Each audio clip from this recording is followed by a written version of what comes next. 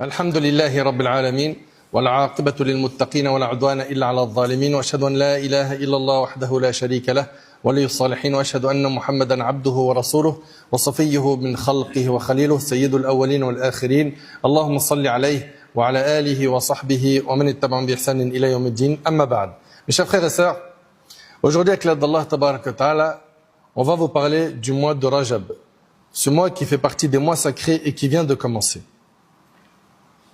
Allah Tabarak wa Ta'ala, par sa sagesse, il a privilégié certains jours par rapport à d'autres, certains mois par rapport à d'autres, certaines périodes sur d'autres. Il a fait de certains mois des portails menant aux saisons des bienfaits et des obéissances. Et parmi ces mois qu'il a valorisé, Azza wa Jal, il y a le mois de Rajab, qui fait partie des mois sacrés. Les mois sacrés sont au nombre de 4, comme on va le voir, Inch'Allah. Il y a 4 mois sur les 12 mois qui sont sacrés. Et parmi eux, le mois de Rajab, dans lequel nous nous trouvons actuellement.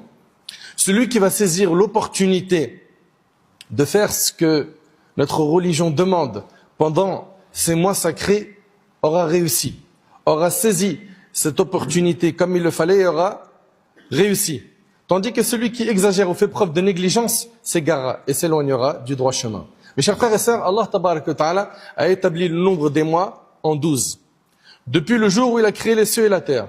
Parmi ces 12 mois, il y a 4 mois qui sont sacrés. 3 qui s'enchaînent, qui sont Dhul Qa'da, Dhul Hijjah et le mois de Muharram.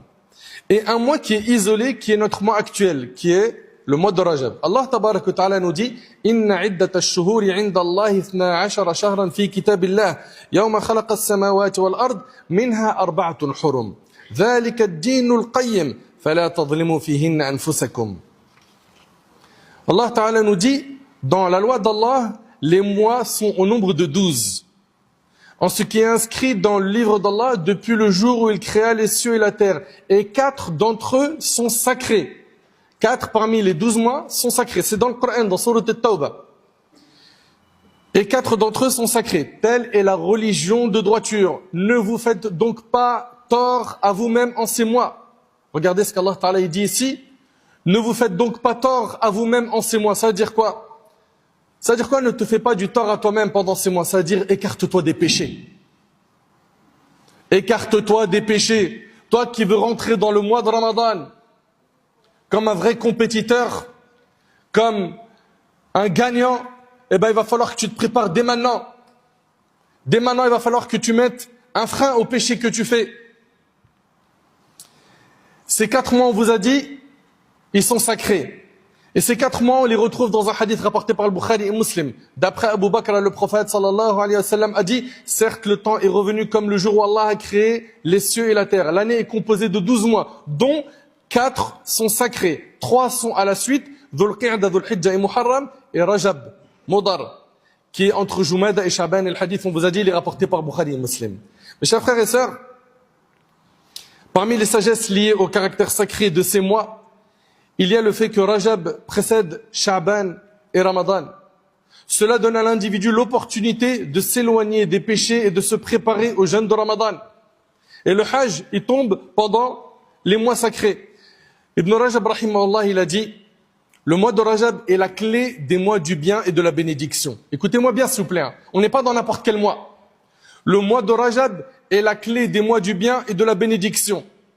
Qatada rahimahullah, en commentant le verset où Allah Ta'ala a dit « Ne vous faites donc pas tort à vous-même en ces mois », il a dit « Les transgressions commises lors des mois sacrés sont plus graves que durant les autres mois, bien que la transgression soit grave en toutes circonstances. » Ça veut dire quoi? Ça veut dire que nous, dans notre religion, on a, écoutez bien s'il vous plaît, des lieux qui sont sacrés. Mecca, par exemple, c'est sacré. Un péché à la Mecque, c'est pas un péché à Paris. Le péché à la Mecque est plus grave. Il est amplifié. Les mois sacrés, pareil.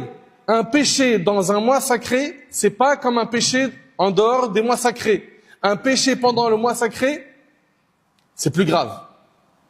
Un péché pendant les mois sacrés, c'est plus grave. Ça veut dire qu'une médisance dans Rajab, c'est plus grave qu'en dehors de Rajab. Calomnie, pareil. Les mensonges, les gros mots, etc. Ce que tu regardes illicite. C'est pour ça, mes frères et sœurs, nous qui savons que nous sommes dans un mois sacré où les péchés sont amplifiés et ils sont considérés plus graves par notre Seigneur, on doit tirer le frein et se repentir. Et le prophète sallallahu alayhi wa sallam a dit ittaqil maharim takun a'bad an-nas, préserve-toi des interdits, tu seras le plus pieux des gens. Tu vas être le plus pieux des gens, tire le frein sur les péchés. Combien on a de musulmans et de musulmanes qui disent on rentre chaque année dans Ramadan avec des grands projets, des ambitions, mais on ressort les mêmes parce qu'il n'y a pas eu de préparation. Ils sont rentrés dans le terrain spirituel de Ramadan sans préparation. Avez-vous déjà vu un sportif jouer dans une compétition sans préparation? Toi, tu rentres dans le terrain spirituel de Ramadan sans préparation. Avant Ramadan, d'un jour ou deux, il commence à se dire c'est bon, je vais arrêter le haram, j'arrête les relations illicites, j'arrête la drogue, j'arrête ceci, j'arrête cela. Il tient 3, 4, 5 jours, une semaine, puis après, rebelote, il retombe dans ses travers. Et il se pose la question pourquoi à la sortie de Ramadan, il n'y a rien qui change. Mais c'est normal, tu n'as pas eu de préparation. Tu ne t'es pas préparé à accueillir ce mois. Tu vas voir dans pas longtemps que nos pieux prédécesseurs se préparaient pendant ce mois, le mois de Rajab. Le mois de Rajab était vu par nos salafs comme le début de la préparation pour Ramadan. Ils le considéraient comme une période propice. Propice pourquoi? Pour s'éloigner des péchés et augmenter leurs actes d'obéissance, afin de bien se préparer au mois de Ramadan, qui est le mois du jeûne. Selon eux, l'année était semblable à un arbre. Ses feuilles apparaissent en Rajab, ses fruits mûrissent en Sha'ban, et les gens les récoltent pendant Ramadan. Abu Bakr al-Warraq al-Balkhi disait, Rajab est le mois où l'on sème. C'est là où tu as planté tes graines. Sha'ban est le mois où l'on arrose la semence. C'est le mois prochain, Sha'ban. Et le Ramadan, qui est le mois d'après, c'est le mois où l'on récolte. Si tu veux récolter pendant Ramadan, il faut que tu sèmes dès maintenant tes graines. Dès maintenant, tu reprends la prière, toi qui as lâché la prière. Dès maintenant, tu redoubles d'efforts pour adorer Allah Tabaraka wa Ta'ala comme lui le veut, pas comme toi tu le veux. Certains, malheureusement, ils veulent une religion sur mesure. Ça veut dire quoi? Ça veut dire, ce qui va satisfaire mes passions, je prends. Ce qui ne satisfait pas mes passions, je mets de côté. C'est fini, ça. Faut que tu tires une croix sur ce mode. Tu es musulman. Et là, je m'adresse à ton islamité. Le musulman est celui qui est soumis à Allah. Ça veut dire quoi? Ça veut dire qu'il met en pratique tout ce qui vient d'Allah et s'écarte de ce qu'Allah a interdit. Si tu veux être constant pendant le mois de Ramadan, il faut que tu te recharges dès maintenant, que tu te repentes dès maintenant, que tu places des bonnes intentions dès maintenant, des bonnes intentions d'être quelqu'un de meilleur, de changer. On a eu des gens l'année dernière qui ont jeûné avec nous, qui ne sont plus de ce monde. Peut-être que ça sera ton cas, tu vas mourir avant. Au moins place des bonnes intentions, car le prophète nous a enseigné que les actes ne valent que par les intentions. Si j'ai placé beaucoup de bonnes intentions avant Rajab et que je meurs avant, Allah me récompensera en fonction des intentions que j'avais préparées en amont. Prépare des bonnes intentions. Et si tu vis jusqu'à Ramadan, sache que Allah t'a gratifié d'un immense cadeau. Profite pour ressortir de ce mois avec le diplôme de la piété. Mes chers frères, mes chères sœurs, Al-Qurtubi, rahimallah, il a dit, Rajab est un mois où Allah multiplie les bonnes actions. Subhanallah, vous entendez ça? Ça vous fait rien? Les bonnes actions sont multipliées, les péchés sont amplifiés. Ça te fait rien? C'est un mois comme les autres? Non, ce n'est pas un mois comme les autres. Nous sommes ensemble, réunis pour se rappeler mutuellement l'importance de ces moments-là. Le prophète, dans un hadith rapporté par Abu Daoud, selon Abu Dhar, il a dit, écoutez bien, Sum min al-hurum watruk. Il a dit, jeûne pendant les mois sacrés et abstiens-toi. Jeûne pendant les mois sacrés et abstiens-toi. Ça veut dire quoi? Ça veut dire que tu jeûnes pas tout le mois et tu ne t'abstiens pas tout le temps. Non. Donc, c'est un encouragement à jeûner de manière générale dans les mois sacrés sans spécifier de jours précis dans le mois de Rajab, car faire cela, c'est une innovation religieuse. Nous n'avons pas dans nos textes des sources qui encouragent à jeûner un jour spécifique pendant Rajab ou à veiller une nuit spécifique pendant le mois de Rajab en faisant Qiyamul Layl, les prières nocturnes. Non. Mais de manière générale, multiplie les bonnes actions. Celui qui a noirci son registre par les péchés, les désobéissances et les calamités, doit le blanchir par le repentir et les actes d'obéissance. Purifie donc ton registre par les bonnes actions, les œuvres pieuses. Quant à celui qui a gaspillé sa vie dans l'oisiveté, qu'il saisisse l'occasion tant qu'il reste encore un peu de temps pour se rattraper. Vous savez, Al-Hassan al-Basri, rahimallah, il a dit, j'ai connu des gens qui étaient plus soucieux de leurs heures que vous ne l'êtes de vos dinars et de vos dirhams. Il y a des gens, ils savent pas, ça veut dire quoi, perdre du temps. Et d'ailleurs, quand ils sont dans une assise avec des gens et qu'il y a un silence, pour eux, c'est pas un silence malaisant. Non, ils occupent leur temps à faire du dhikr. Ils évoquent Allah subhanahu wa ta'ala. Et le croyant, il est comme ça, il optimise son temps. Il optimise son temps car nous sommes sur terre pour planter des graines et on récoltera les fruits le jour du jugement.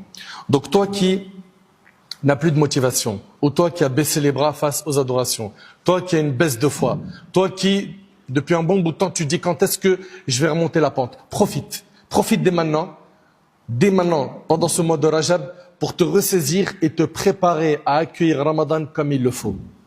Car si tu cartonnes pendant Ramadan, bi'idhnillah, tu en ressortiras plus pieux qu'avant et tu auras récolté beaucoup de récompenses. Mes chers frères, mes chères sœurs, je le dis, je le répète, nous n'avons pas, pendant le mois de Rajab, de prière de nuit, de prière nocturne spécifique à faire, comme le prétendent certains qui disent on va veiller la nuit du 27 de Rajab à faire des prières nocturnes, ou à jeûner le jour du 27.